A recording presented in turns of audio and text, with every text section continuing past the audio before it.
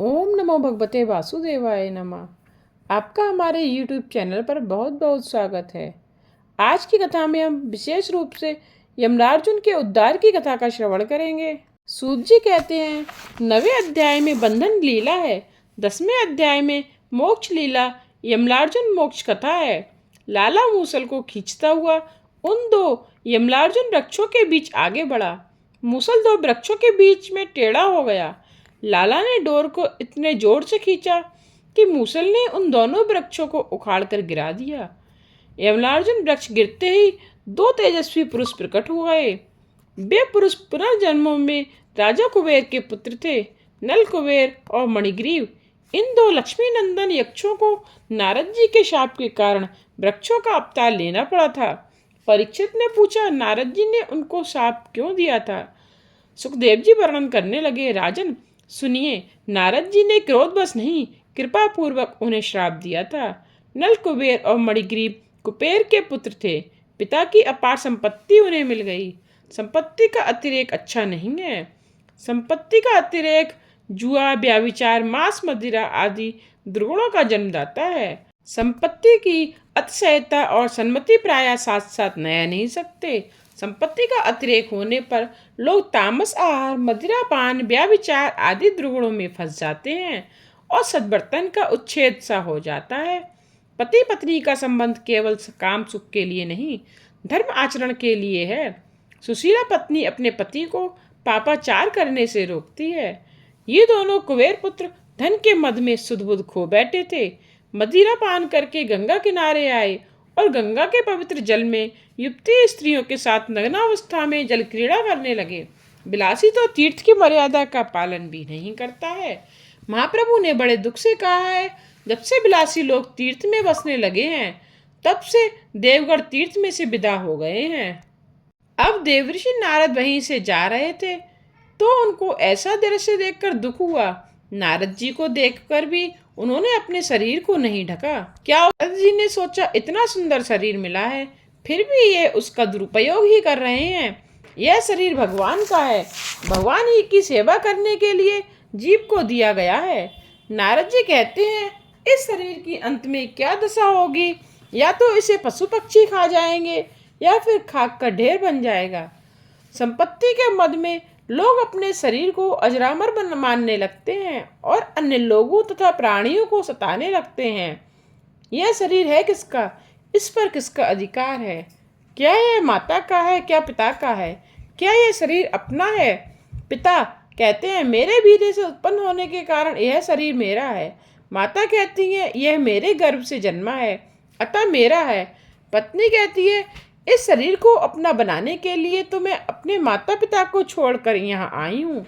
इनके साथ मेरा विवाह हुआ है, यह मेरा अर्धांग बना है, अतः यह शरीर मेरा ही है। अग्नि कहती है, यदि इस शरीर पर माता पिता पत्नी का अधिकार है तो प्राण निर्गमन के पश्चात वे इसे अपने ही पास रखने के बदले बाहर क्यों निकाल देते हैं? इस शरीर पर मेरा ही अधिकार होने के कारण तो इसे शमशान में लाकर मुझे सौंप दिया जाता है। श्रृंगाल कुत्ता अग्नि संस्कार न किए जाने पर यह शरीर हमें खाने को मिल जाता है, अतः उस पर हमारा भी तो अधिकार है। इस प्रकार इस शरीर पर हर कोई अपना अधिकार जमाता है। कुछ समझ में नहीं आता कि इस पर आखिरकार अधिकार किसका है। प्रभु कहते हैं, यह शरीर किसी का भी नहीं है, मैंने जीव को दिया है। यह शरीर मेरा है क्योंकि मैंने कृपा करके दिया है। यह मानव शरीर आपने अत्यंत कृपा करके संसार के मानवों को दिया है। जो मनुष्य इसे प्राप्त करने के बाद अपनी इंद्रियों को नियंत्रण में नहीं रखता है तथा आपके चरणों की शरण नहीं लेता है, उसका जीवन अत्यंत शोचनीय है।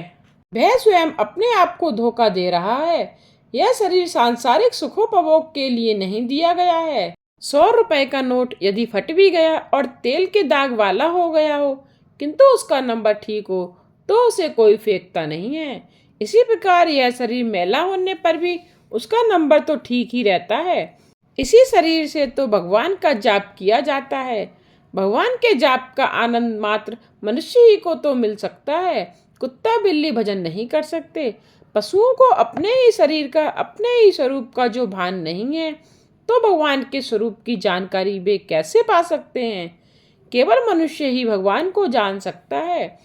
इस अनित्य शरीर से भी नित्य परमेश्वर को प्राप्त किया जा सकता है। यह शरीर परमात्मा के कार्य के लिए है, प्रभु की कृपा ही से मिला है।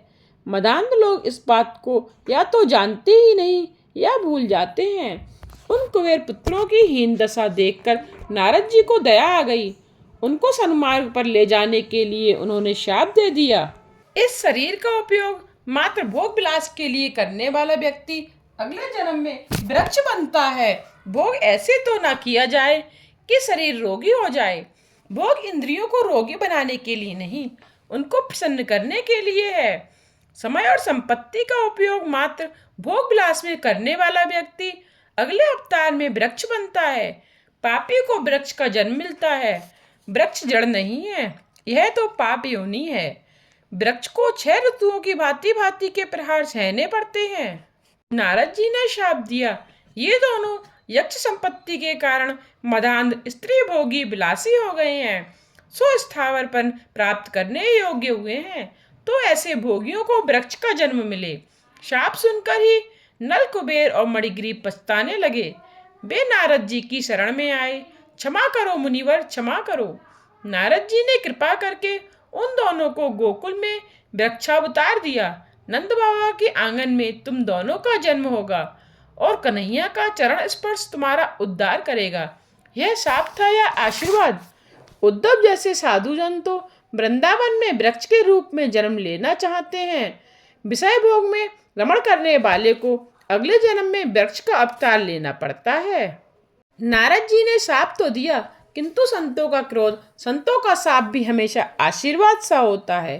गोकुल में वृक्षों का अवतार लेने की अभिलाषा तो महान ऋषियों की भी होती है। उद्धव जी कहते हैं, अहो अत्याज्य स्वजन और आर्य मार्ग का त्याग करके वेदों के लिए भी खोजने योग्य श्री कृष्ण की पदवी इन गोपियों ने पाई है।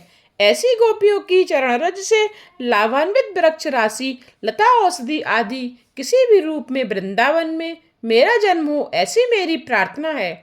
कृष्ण का चरण स्पर्श पाते ही नल, कुबेर और मणिग्रीव ने अपना मूल स्वरूप प्राप्त किया। दोनों वृक्षों का उद्धार हुआ। अब नल, कुबेर और मणिग्रीव प्रभु की स्तुति करने लगे। हे प्रभु, आपसे हम कुछ और तो मांगते नहीं हैं। अपनी वाणी आपके गुणगान में रत रहें, अपने कान आपकी कथा के श्रवण में लीन रहें, अपने हाथ आपकी सेवा कर्म में, अपना मन आपके चरण स्मरण में, अपना मस्तक आपके निवास रूप जगत को प्रणाम करने में और अपनी दृष्टि आपकी मूर्ति रूप संत पुरुषों के दर्शन करने में तत्पर रहे। हे नाथ, बस यही कृपा आप हम पर करें। यह प्रार्थना हम सबको भी करनी चाहिए। हमारी वाणी श्री कृष्ण का कीर्तन करती रहे, आंखें श्री कृष्ण का दर्शन करती रहें और मन श्री कृष्ण का ध्यान करता रहे। हमें अपने प्रत्येक इंद्रियों को भक्ति रस का दान करना चाहिए। नल, कुबेर और मणिग्रीव ने अपनी हर एक इंद्रिय के लिए भक्ति रस की मांग की और स्तुति करते हुए गौलोकवासी हो गए। गौलोक धाम में श्री कृष्ण लीला नित्य होती रहती है। वे दोनों स्निग्ध और मधुकंठ बने। वे दोनों वहाँ रोज कीर्तन करते हैं। स्निग्ध मधुकंठ ने कहा, अक्रूर श्री कृष्ण को मथुरा ले जा रहे हैं। यशोदा यह सुनकर व्यग्र हो उठी। तो स्निग्ध मधुकंठ ने कहा, यह तो पृथ्वी पर रची गई लीला है। लाला तो तुम्हारी गोद में ही है। योग माया ने दोनों वृक्षों को गिरने नहीं दिया था। नल, कुबेर और मणिग्रीव के गौलोक धाम पहुंचते ही दोनों वृक्ष धमाके के साथ जाग गिरे। धमाका सुनकर गोपियां दौड़ती हुई आईं। भगवान की दया से कन्हैया बच गया है, ऐसा जानकर उन्हें आनंद का अनुभव हुआ। नंद बाबा भी दौड़ते हुए आ पहुंचे। उन्होंने देखा तो कन्हैया मूसल के साथ बंधा हुआ था।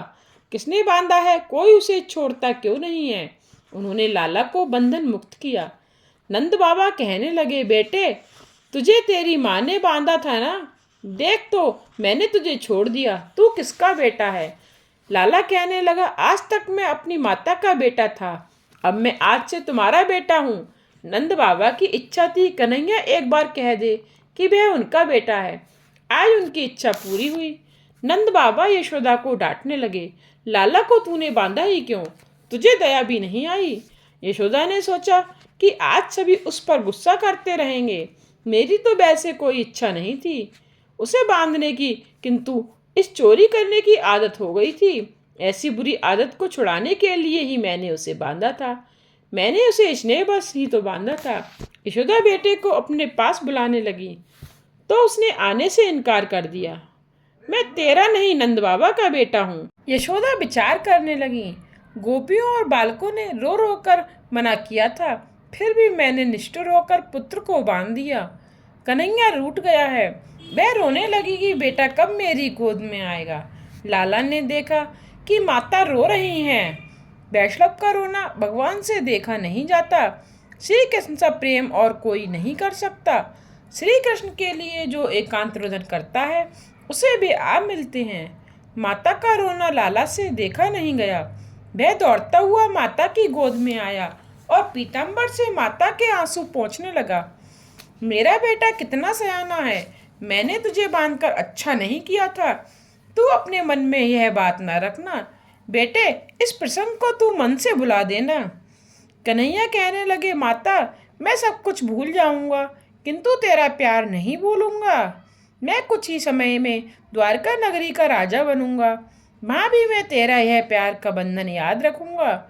रुक्मणी आदि किसी के भी बंधन में नहीं रहूंगा, किंतु तेरे प्यार के बंधन को भुला नहीं सकूंगा। यह तो गोकुल की एक मुख्य लीला है। ज्ञानी ईश्वर का साक्षात्कार तो कर सकता है, किंतु उसको बांधने की शक्ति ज्ञान में नहीं है। भगवान को तो केवल भक्ति ही बांध पाती है। ज्ञानी ब्रह्मा का चिंतन करता हुआ ब्रह्ममय तो हो पाता है, किंतु भगवान को बस में तो भक्ति ही कर पाती है।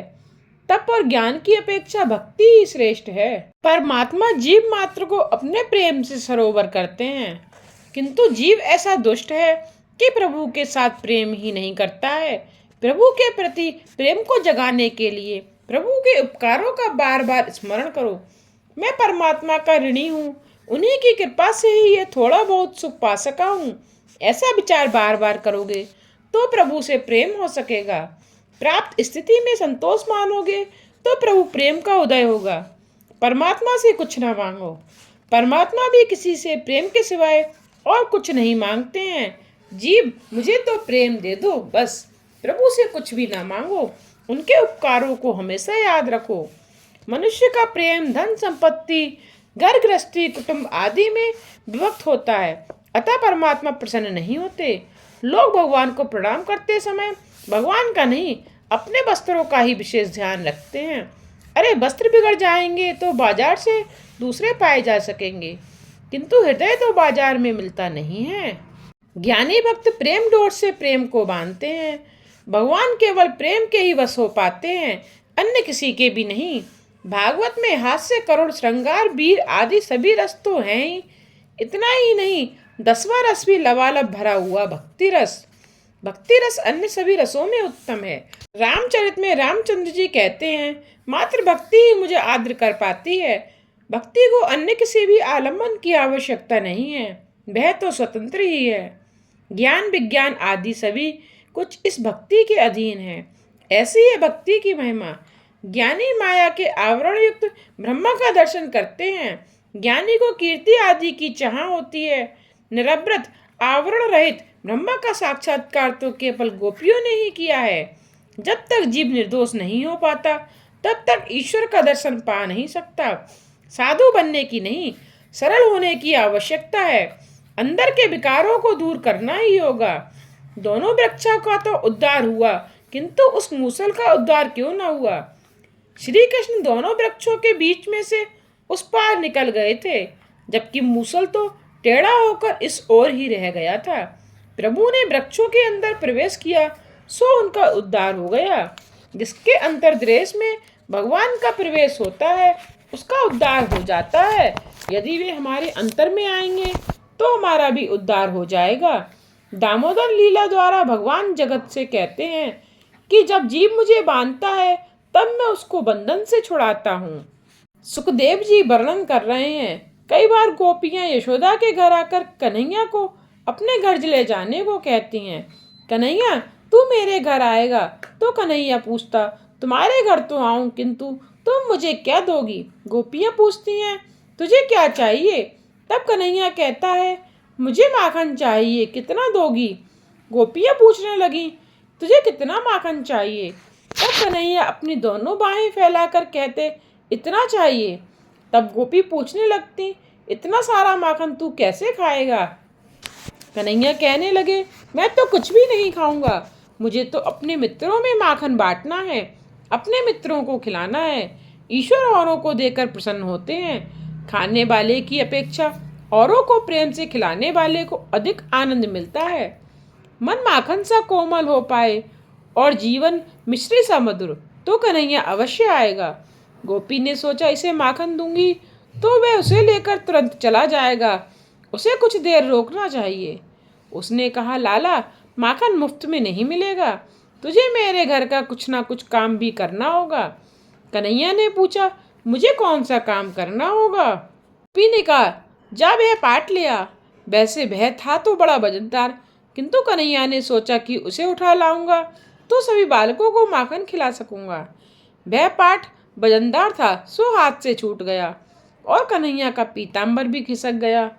ब्रह्म ज्ञान प्राप्त होने के बाद भी अविद्या का अंश बाकी रह जाता है, क्योंकि प्रारब्ध कर्म तो भुगतना ही पड़ता है। अज्ञान का पूर्ण नाश हो जाए तो प्रारब्ध कौन भोगेगा? ब्रह्म ज्ञान से प्रारब्ध कर्म का नाश नहीं हो पाता, ब्रह्म ज्ञान से क्रियमाण और संचित कर्मों का नाश होता है। जब तक इस देह का प्रारब्ध है तब तक अविद्या शेष रहती है। प्रारब्ध कर्म के भुगतान के बाद उसका नाश होता है। ज्ञानी को ब्रह्म साक्षात्कार होने पर अविद्या का अंश बाकी रह जाता है और कुछ आवरण के साथ साक्षात्कार होता है, किंतु इन ब्रज भक्तों को तो अनावृत श्री कृष्ण के दर्शन होते हैं। वैसे तो दुर्योधन को भी श्री कृष्ण भगवान के दर्शन हुए थे, किंतु बीच में माया का आवरण था, सो उद्धार नहीं हो पाया। कन्हैया पाट लाया और उसने माखन मांगा तो गोपी ने कहा, लाला, तू नाच तो दिखा। अब कन्हैया माखन के लोभ से नाचने लगा। जगत को नचाने वाला नटवर गोपी के प्रेम में वशीभूत होकर स्वयं नाच रहा है। गोपियों के प्रेम से बंधे हुए श्री कृष्ण उनके घरों का काम कर रहे हैं। गोपियों के सिर पर पानी की गगरियां चढ़ाते हैं, सामान इधर उधर करने में मदद करते हैं, उनके मनोरंजन के लिए नाचते भी हैं। ब्रज की इस लीला में ज्ञान वैराग्य नहीं, प्रेम भाव ही मुख्य है। आज की कथा को यहीं विश्राम देते हुए इससे आगे की कथा का श्रवण आप कल के अध्याय में कीजिएगा। आगे आने वाली कथा के लिए मेरे चैनल को सब्सक्राइब करना ना भूलिएगा, जिससे आने वाले वीडियोज की नोटिफिकेशन आप तक पहुंचते रहें।